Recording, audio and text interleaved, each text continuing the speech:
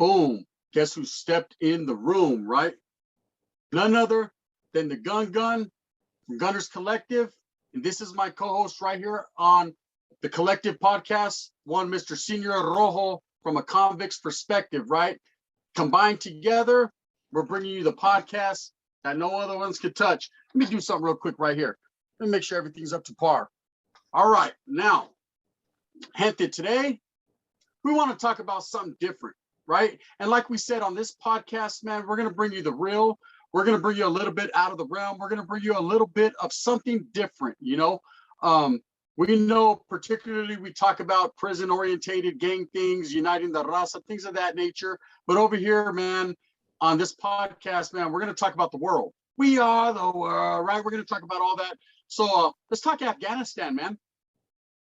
Let's talk Afghanistan. I know Rojo, he's done a lot of research, man. He's a very enlightened person, a very educated man, man. I know he was looking into some research to kind of bring you from the beginning what's been going on with Afghanistan concerning the United States of America. So without further ado, I'm going to give it to Rojo. Rojo, speak on it, my brother.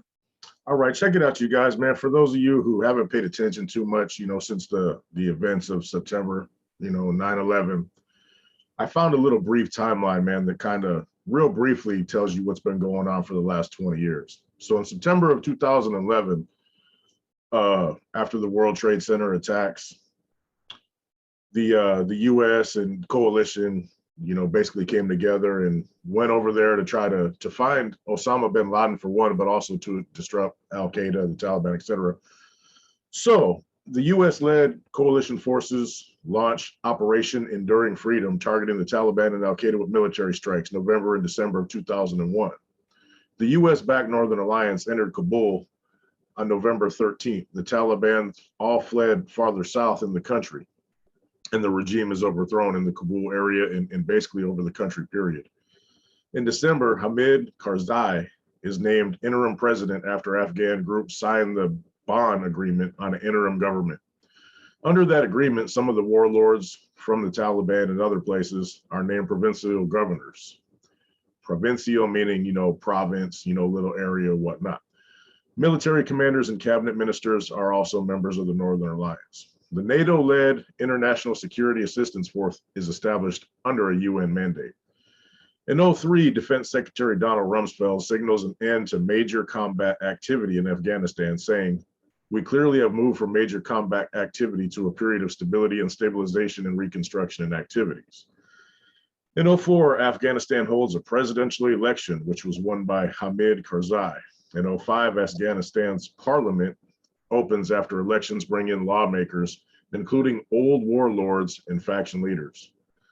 In 2006, the Taliban reemerge and they seize territory in southern Afghanistan. NATO's ISAF assumes command from the US in the south, something the NATO Security General calls one of the most challenging tasks NATO has ever taken on. Karzai is re-elected president again in 2009. The US surge begins after President Barack Obama orders substantial troop increases in Afghanistan. Obama said at that time the US forces will leave by 2011. In 2012, NATO announced it will withdraw foreign combat troops and transfer control of security operations to Afghan forces by the end of 2014. In 2013, the Afghan army takes on security operations from NATO forces. The Obama administration announced plans to start formal peace talks with the Taliban. In 2014, after a disputed election, Ashraf Ghani succeeds Karzai as Afghan's president. Ghani's rival, Abdullah Abdullah, is named chief executive. At the end of the year, US and NATO forces formally end their combat missions. In 2015, NATO launched its Resolute support mission to aid Afghan forces. Heavy violence continues as the Taliban sets up their attacks on Afghan and US forces and civilians and take over more territory. At the same time, an Afghan ISIS branch also emerges. Taliban members and Afghan officials meet informally in Qatar and agree to continue peace talks. The Taliban make publicly known that Mullah Omar, the group's founder, died years earlier. Mullah Akhtar Mansour is named the new leader. He is killed the following year in a US drone attack in Pakistan. In 2016, the Afghan government granted immunity to former Mujahideen leader Gulbuddin Hekmatyar. known in the civil war years as the Butcher of Kabul. I remember hearing about him. Yeah. 2017, fighting continues between government forces and the Taliban, and attacks attributed to the Taliban and ISIS convulsed the country. In 2018, known as the U.S. Endgame, President Donald Trump appoints former U.S. Ambassador to Afghanistan, Zalmay Khalilzad, as his special representative to negotiate with the Taliban. In 2020, after another disputed election, Ghani is declared president, Abdullah as head of the government's peace negotiating committee in the early parts of 2020. Violence increases in Kabul. ISIS claims responsibility for some attacks while others are never claimed. Journalists and rights activists are assassinated. Other targets include a maternity hospital and a girls' school. On February 29th, the U.S. and Taliban sign a peace agreement in Doha, Qatar. The two sides agree on terms, including for the U.S. withdrawal of troops and the Taliban to stop attacks on Americans. Direct Taliban-Afghan government negotiations.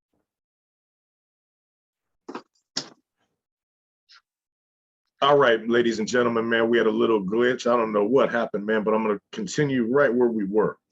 Direct Taliban-Afghan government negotiations begin in Doha in September, but quickly stall and never resume in a serious way. On April 14th of 2021, President Biden announces the withdrawal of remaining U.S. troops by September 11th. May of 2021, the Taliban began gaining territory in the north. July of 21, U.S. troops leave the Bagram airfield, the key hub for the American war. In August of 21, the Taliban seized control of key cities and provinces, often without a fight. Within days, the only major city not under their control is Kabul. Ghani flees, the government collapses, and the capital comes under Taliban control on August 15th. Chaos corrupts at the Kabul airport as desperate Afghans try to leave the country. At a press conference on August 17th, Taliban spokesman Zabihullah Mujahid promises an inclusive government, security for aid agencies and embassies, and women's right to work and go to school within his group's interpretation of Sharia law. A suicide bombing takes place on August 26th outside of Kabul's international airport as the chaotic evacuation of tens of thousands of Afghans and Americans and others continues. The attack, which was claimed by the Islamic State's Afghan affiliate known as ISIS-K, kills nearly 200 Afghans as well as 13 U.S. service members. On August 29th, the U.S. carries out its second drone strike on suspected ISIS-K suicide bombers since the airport attack. An Afghan family says 10 relatives, including children, were killed in the strike. The Pentagon is investigating. On August 30th, U.S. Central Command General Frank McKenzie announces the last planes have departed, marking the end of the military evacuation effort, as well as America's war in Afghanistan. The Taliban celebrate what they call full independence, and for many Afghans, especially those wanting but unable to leave the country, a new era of painful uncertainty begins. So that was a lot to digest and a lot for the mind, right? And the first question I have for you, maybe you can answer this, Raul. You know, you're a little bit more well-versed when it comes to these type of things, you know. I was always under the assumption that America doesn't call peace treaties or reason with terrorists. Meaning like these treaties, these truces, these peace talks. We don't deal with terrorists from what I heard my whole life growing up.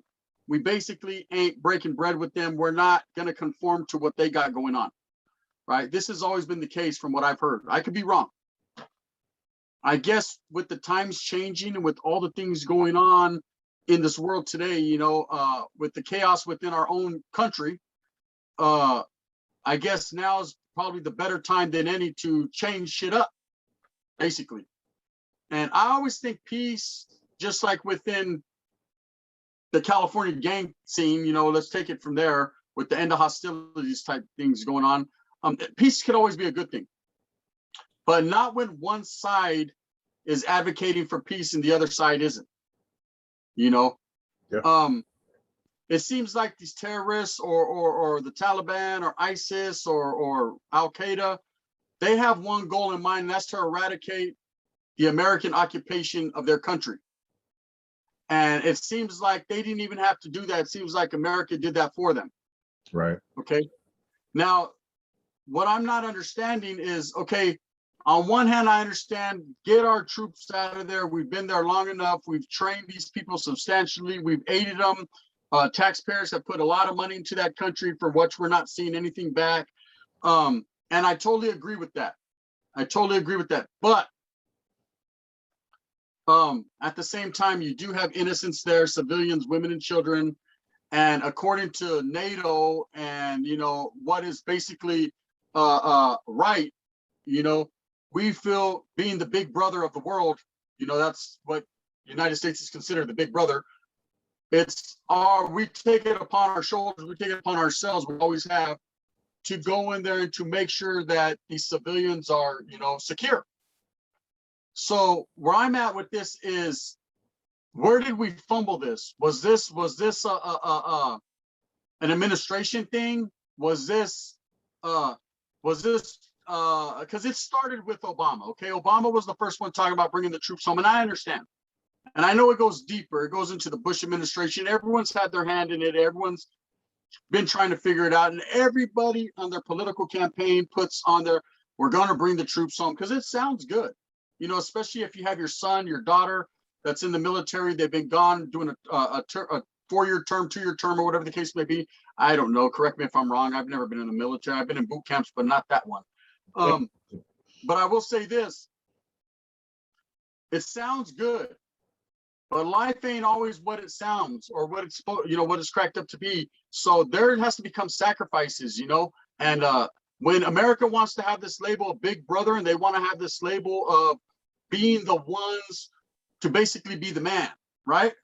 Then you have to make sacrifices, man. And so I'm stuck in limbo here, where I think bringing our troops home is a great thing. Let's get the hell out of there. Let's get home. Let's get these kids a job. Let's get them living their life. But also I'm stuck in between, well, what's going to happen to these women and children now that are over there under the rule of these fucking medieval sheiks, right? So that's where I'm at with this. And like I said, I'm gonna dip into it a little bit further, but I want to hear your take on what you think's going on. Well, like you said, man, you know, the United States has always been almost like the police of the world. You know, when certain people are getting their, you know, when they got these slaughterings of people, and you know, most of the time it's going to be in third world countries. You know what I mean? That they don't have sufficient armies, training, etc., to be able to counter these kind of groups that pop up or whatnot. Coming with that, though, man, you know, it's a messed up position for the United States to be in, because, okay, do we involve ourselves in things that aren't happening in our soil? Well, I mean, maybe we should, maybe we shouldn't, and I'll tell you why. We shouldn't, because it doesn't affect us directly. But if we don't, the things that are allowed to progress and grow in those type of places that lead to these groups that become capable of executing, you know, acts of terrorism overseas and in other countries and whatnot. So if somebody's not there to kind of nip it in the bud, there's no telling how big this weed will grow. You know what I mean? So, I mean, there's a couple different ways to look at being big brother of the world. You know, we're like the police of the world over here. You know what I mean? When somebody's messing up, that's not like us. That's the thing with the US. They're not messing with similar, you know, sort of Christianish type of people. They're always in some place that's different. You know what I mean?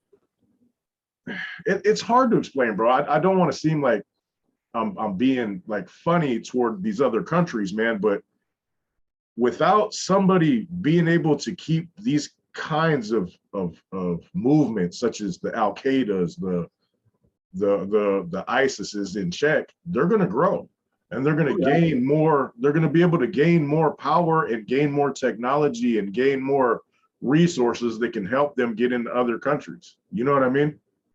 Yeah. So we're stuck. We've been playing peacekeeper so long and regulation enforcer for so long that people expect us to do it, and because our soldiers are the most highly trained, our skills are the most advanced, et cetera, et cetera, et cetera. We have the the combat readiness and military planning to be able to do what we need to do to go over there and put a stop on this. Because you see, we ran them out of town in a week, bro. You know what I mean? When we went over there, all in their country. Where we're failing to realize is these people don't want to change. They've been the same way since Jesus Christ, bro. Since before Jesus Christ. They're not going to change.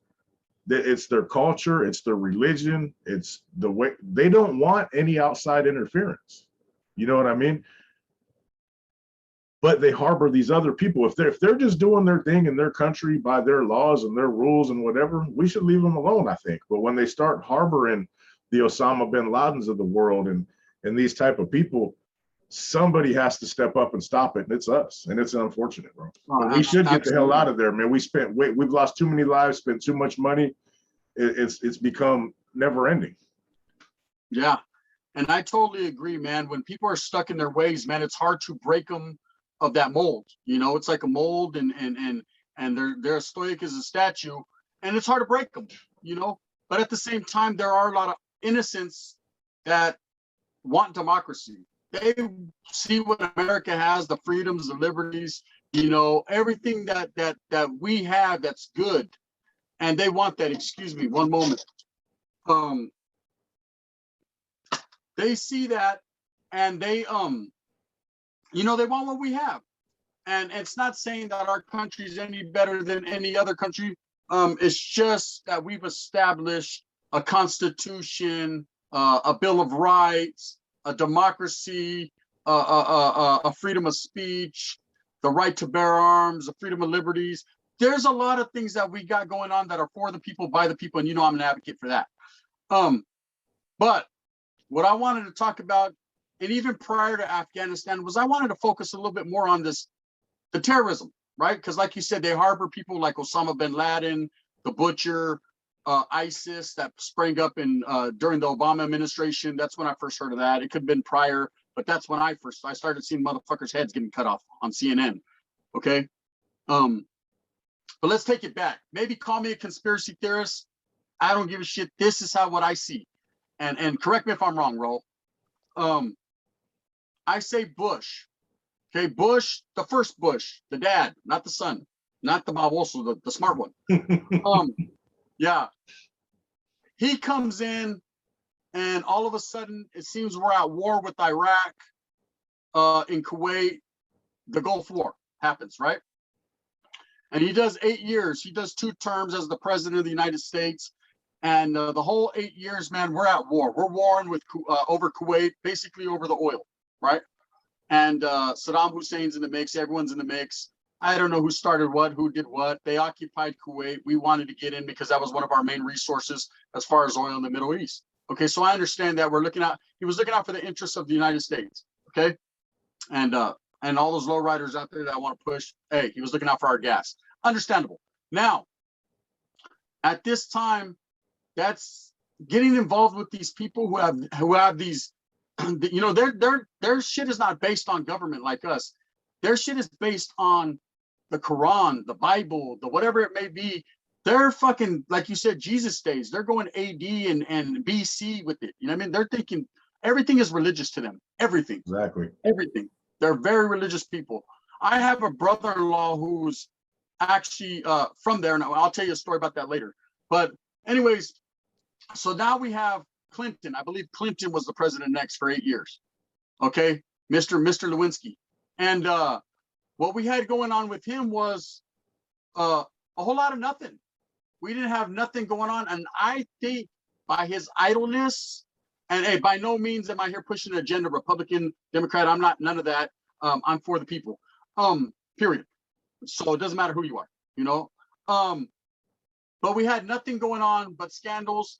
And it seems like that idleness let these minds get to thinking, and terrorism started to become more mainstream. Mm-hmm. You know, it gave him plenty of time to plot. Okay, so now we get Bush back, the dumb one, right? The young one. He comes in, he does an 8-year term, and right from the gate, he goes straight after Saddam Hussein. We're right back in the mix. And this is where we start hearing about Afghanistan. This is where 9/11 happens. This is when Osama bin Laden and the Taliban and everyone springs up out of the bushes. And then it becomes mainstream. Of course, tragic, September 11th coming up in a few days, and everybody knows what happened there. Or do we, right? We'll never know. But, everyone's going to have their theories. And then we get Obama. And it seems like Obama started to get things on the right track, according to what I was seeing, and there was no war again, right? And then Trump comes, right? Right back at it like a smack addict. I see airstrikes. I see. So I want to know, just, on the outside looking in, it seemed like a lot of people will say it was a Republican agenda for one reason or another, but I don't see it as that. I see it as they were fucking taking the necessary steps to fucking safeguard our country. Whereas the Democrats, and like I said, man, I believe both factions of the government have good and bad, right? But I believe they were just a little too relaxed and let these guys harbor and gain momentum. And that's what I'm seeing now with this administration. That's what I'm seeing now is, of course, a lot of people have made promises, and on one half, man, it's good. Bring our soldiers back. We've done a lot for them. We've wasted money. We've wasted time. We've wasted good soldiers. I'm not necessarily wasted. I'm saying we've done all that we can do for these people. We've been all that we can be, right? It's now time for them to stand on their own. But at the same time, with our president now taking the initiative to do that, he's getting a lot of backlash because he's the one doing it. It's like a no-win situation. You're damned if you do and you're damned if you don't. And so people are going to feel some type of way. You're going to have the same people that are like, no, we shouldn't be there. We shouldn't be there. And now they're like, oh, we got to be there. And then the people that are like, what? There's people on the other side like, I don't even know how to spell Afghanistan, right? You know what I mean? Yeah. I believe when it's all said and done, we need to have our presence there, whether it be bring those youngsters that have been there for a while, bring them back and send a whole new batch. It's their turn. We need to have some type of military presence in Afghanistan, and for no other reason than to defer this thinking, this idealistic ideology of this fucking biblical times, medieval type people, before they start setting up shop and really wreak chaos and wreak havoc on our country. Because, hey, they've done it before, and they most definitely are more advanced now with all these cell phones, with all the social media. They could do it again. It's only a matter of time. Hey, also, man, we left a plethora, bro, of all kinds of arms and choppers and tanks. And, man, we left hundreds of thousands of guns and grenades, rocket launchers, man. We left so much stuff there, bro. I don't have no problem with taking people out of there, you know what I mean? But we should have really focused strongly on developing intelligence there. You know what I mean? Counter agents to those terroristic type of groups. You know what I mean? And I just think the whole withdrawal plan, the strategy behind it was non-existent, bro. I mean, if you have Americans there, they got to get out first. Our military equipment, man. They're so worried about gun control in the United States, and then they leave 250,000 guns over there. You know what I mean? It's like, bro, you just armed them guys. You gave them better technology than they have. Man, they're over there with AKs, man, and a couple rocket propelled grenades. That's all they got. Now they got all this dope, sophisticated, ultra technology, type equipment over there. You know what I mean? Horrible strategy in leaving. Leaving is great. I'm fine with it. I'm fine. Stay or leave. I'm fine either way. You know what I mean? But damn, man, we're supposed to have some of the most brilliant minds in the world running our government and in our military, and this is the strategy you guys came up with? Well, in the It don't words make of no sense. In the words of someone we both know well, you always need an exit strategy, right? Yeah, and I agree, man. When we went over there 25 years ago, there was pop, and now it's hung. Now they're playing laser tag over there, Yeah. They're playing laser tag. We left them with machines they don't even know how to use. And we bought them. We paid for them, you paid for them, I paid for them, and all the people that are watching this paid for them. Well, most of you. Now, I could sit here and I could talk about a lot of different things when it comes to Afghanistan, my point of view. And like I said, man, when it's all cut and dry and said and done, I totally agree with you. I believe that yes, we should have exited. I still believe we should show some type of military force, some type of presence. Even if it's 100 soldiers, we need to show face. We need to be at all places at all times to let them know that America ain't fucking around. We're here, right? We're ready to get it. We're ready to get off where we're mad at. But at the same time, you're absolutely right. There was no exit strategy, period. It was all done in haste. It was done for marketing. It was done for, this is what I promised in my campaign, and this is what I'm going to bring. And I just totally think that it was fumbled. The ball was fumbled, and now the other teams picked it up, and there's no one there to tackle them. They're going to touchdown. And when you're playing real life, a game of football in real life, people get hit, right?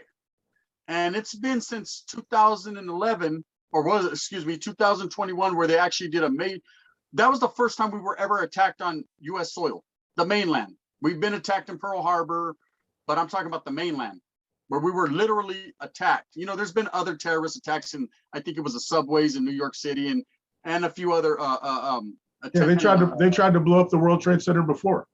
Yeah. Oh, yeah, definitely. From the parking garage. Yeah. Yeah, and then we had the anthrax attacks in the subways and things of that nature. These guys stay trying. They stay trying. That's no doubt. Now we're left all this artillery behind. We basically armed an army, and I'm telling you right now, those are all in Taliban hands now, and ISIS hands and Al Qaeda's hands, because they got all these little groups, but man, all these groups are allies. They're all working together. Yeah, they're all together. Different names, same fucking gumbo. You know what I mean? They're all three ingredients, and it makes up the same menudo, basically. For those of you that don't know what that is, it tastes good. Google it. Look, but Afghanistan, man, what do you think is their future? Do you think it's done? Do you think America is going to go back in with the allies and be forced to fucking save them once again? Or do you think it's pretty much too far gone? I think what the only way to get back there again would be some kind of a huge terroristic type attack or some kind of thing about oil. You know what I mean? Mm-hmm. I think that's been a nightmare politically for both Democrats and Republicans and the United States as a whole, and especially this our evacuation just in the last couple, that's made us the laughing stock of the world. It's like, you guys are, a superpower with, the most intelligent minds in the world, and that's what you came up with, man. It's just been horrific for publicity for the whole United States, man. So for us to get back over there, man, it would take I think it would take a lot, bro. I think we should just leave them people alone and let them do what they're gonna do. If we come across some terrorist cells and, our satellites tell us this, intel tells us that, people we got over there undercover, little, double agents we got over there tell us that there's some cells, man, pinpoint strike themselves, but stay the hell out of there. You know what I mean? Hit them with the drone. You know what I mean? Exactly. Let it, hey, and with all this stuff about, civilian casualties and this and that, we're not fighting a traditional army. They're not going to be on a battlefield in uniforms. You know what I mean? There's going to be collateral damage, and it's unfortunate. You know what I mean? But it's the fact, that's the type of war this is. Does it suck? When children and women and non-combatants get injured, man, of course it blows, bro. But casualties of war. It's gonna happen. It's gonna happen in every war, always. And I promise you, we're not trying to, as a country, as a military, have those type of situations happen, man. Our strikes are extremely technological and extremely accurate. Things happen though, you know what I mean? But we're not trying to be looked at by the world as child killers and stuff like that. But these things will happen, and that's just something society is going to have to accept, because it's for the greater good. You got these cells that they come across, they learn how to fuse nuclear material or things of that nature. Uranium comes up missing here or something like that. Hey, you got to be preemptive, period. Yeah. Because Well, next thing just you like know, you they're said, going to be trying to get it over here, and they'll steal the plane to do it. And then yeah. if you shoot that plane down, well, it's got a nuclear device. It could still be devastating from the fallout to wherever you shot it over from. So, I mean, you got to nip this stuff in the bud, bro. Exactly like you said. Our intelligence is by far the best in the world, right? Yeah. And so we pretty much know what's going on everywhere at all times. So I mean, it's going to take a very slick character, man, to get anything past us. And like you said, man, there's casualties of war. We're not aiming towards women and children, most definitely citizens, civilians. We're not aiming towards those people. But hey, we can't help it if Muhammad's fucking with the babysitter that night and she wasn't supposed to be there, but he's creeping. Muhammad's gone and the babysitter's gone too. So that's just what it is. At the end of the day, we're just going to have to rely on our intelligence. We're going to have to rely on our military, and we know that the government is broken up into different factions. So people don't know that you have the administration, you have Congress, you have the military, and everything is pretty much ran under the same. But at the end of the day, man, the commander in chief is the president, and he has final say. He has final say, and we just have to roll with the punches, man. We just have to go with who is duly elected, whether they're duly elected or we can go into a whole nother spill about that. That's besides the point. Fact of the matter is, the man sitting behind that big old desk, and no, Monica's not under there anymore, but that's what's happening, right? So we're just gonna have to rely on him and put the safety and the security of our country and other countries in his hands, and hope he knows what to do with it, or basically the people that are around him, his cabinet, do. Like I said, I truly hope the people of Afghanistan find some type of inner peace. But like you said, man, they are fighting a biblical cause. And I'm gonna tell you a quick little story about that. I have a good friend of mine, man. He was Merced, California. He was fumbling and bumbling. He was out there doing nothing with his life, and just so happened to walk by, those recruiting offices they have where it has like the Navy, the Army, the Marines. He was walking by those one day and said, "Fuck it, I'm gonna slide up in the Marine one," right? And he did, and it was actually the day before Thanksgiving, I remember. And the story he tells me, and he slid in there. They spun his mind, and you want to go? And next day he was flying to San Diego, and then from there to Virginia, and he was going to boot camp. And I remember he became a Marine, and he was actually one of the Marines that actually went in there and killed and got in the shootout with Saddam Hussein's sons, Uday, and I don't know the other Babos's name. But he actually has the flag from the palace in his garage right now, the Iraqi flag. Yeah, he was really with the business, and he really is still with the business. But this guy told me a lot of stories, and he said, man, he goes, you know what, let me tell you something. He goes, we're all young kids over there. Of course, we're trained to a certain degree. We're over there, man. We're for the country. We're over there for the freedoms and liberties of everybody, all people. He goes, but these guys are fighting they're fighting a whole different war. They're fighting jihad. They're fighting a holy war. Yeah. They are willing to go to the end. These guys believe that if they die in service of their cause, they get 70 virgins and they're kings, in heaven. And it's just a whole different animal, So you got a whole bunch of 19 and 20-year-olds from Tennessee, Texas, and Merced, California, fighting these guys from fucking bumfuck sand dunes that have nothing to lose and believe that dying for their cause makes them worthy. It's a hard game. So I could only hope that in Afghanistan, whatever lives were touched there by our troops, whatever training was done, hopefully at the end, these guys grasp some of the concepts and could possibly fight back. I don't know, man. The Taliban's pretty ruthless. Once they're in.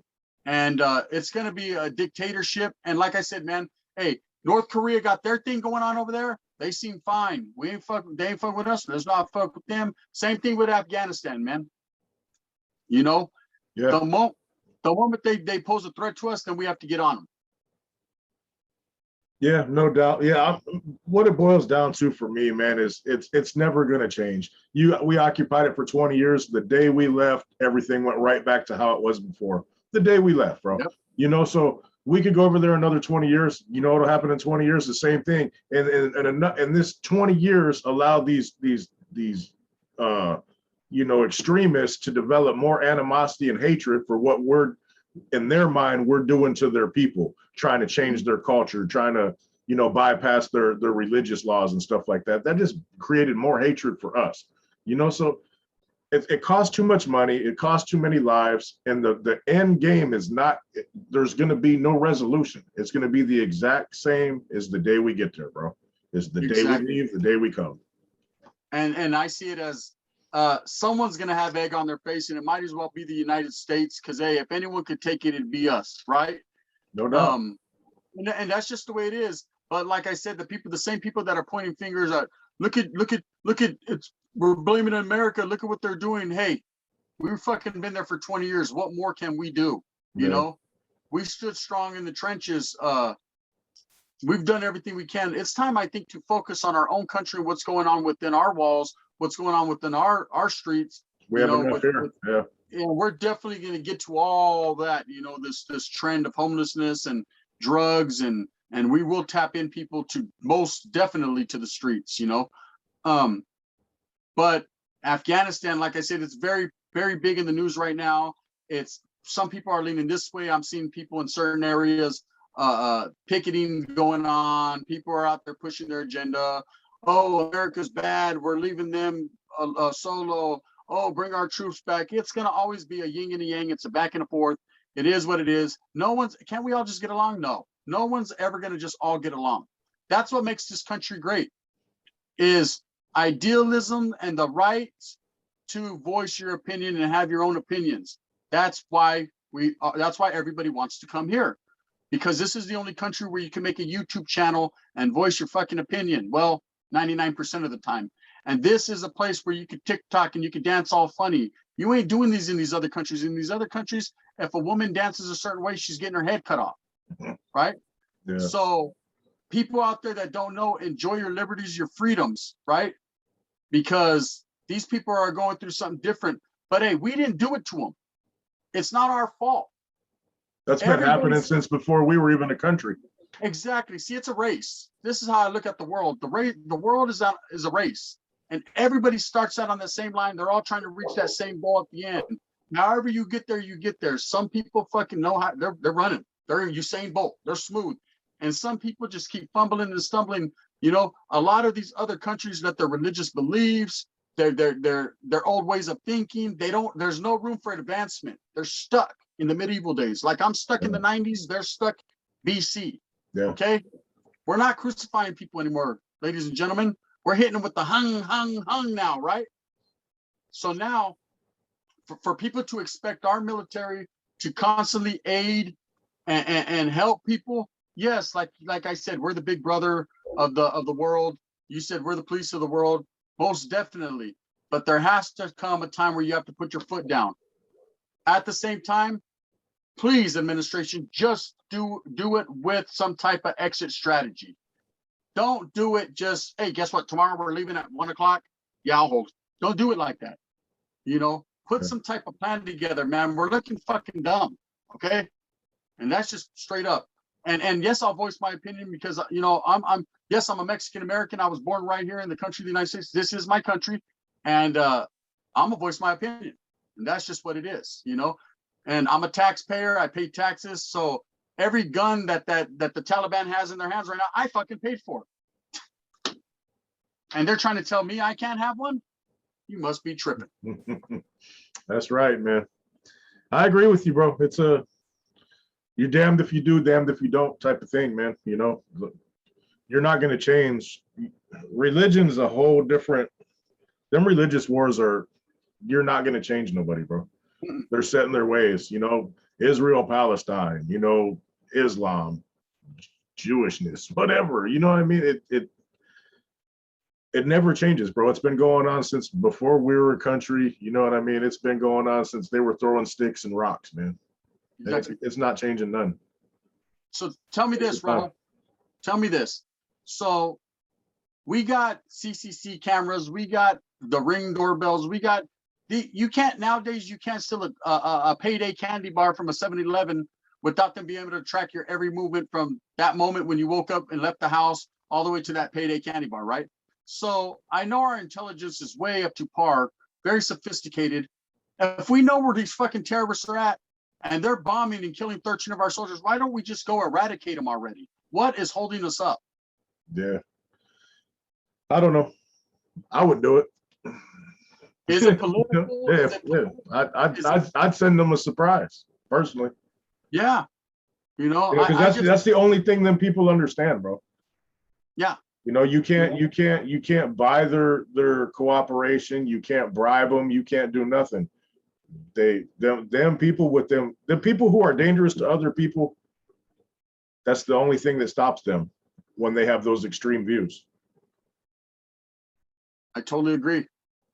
With that being said, ladies and gentlemen, we just wanted to give, and we're not getting too political here. Like I said, man, on this channel, man, we're just gonna tell it like it is, and we're gonna speak, you know, from our minds. Yeah. And put it out there, man. Like I said, we're not choosing up sides. Our own political agendas, our own political views are ours and ours only. And we're not here to spread them out to the people and push some type of narrative. We're here just to talk about it. You know, we're hoping to get interactive with the people. So let's tune in, turn up, and we could talk about it, man. We could definitely talk about it. We just wanted to give you our point of view on what's going on with this Afghanistan trip, man. We see it in the news every day. And, you know, that's quietly what it's kept, you know, coming from Senor Rojo as far as, and as well as the gunner. That's what we think about it. You know, bring our troops home. And if motherfuckers don't like it, I'm sorry. You know, it's just the way it is. And with that being said, man, please like and subscribe, hit that notification bell. Every little bit helps. And, you know, just make us more interactive so we can start having people on, call-ins, interviews. We're just trying to rock the good rhyme for you, man. And we highly appreciate you. Anything to say, Raul? No, that's it, man. Like you said, man, we're open to dialogue and whatnot for now until we're able to. Go ahead and leave in the comments if there's something you guys want us to break down. If there's enough, you know, interest in that topic, we'll go ahead and do that for you. So with that said, man, I guess this will close out episode 3 of the Collective Podcast. Your boy Rojo, have a good week, man, and we'll be back at you real soon. Most definitely.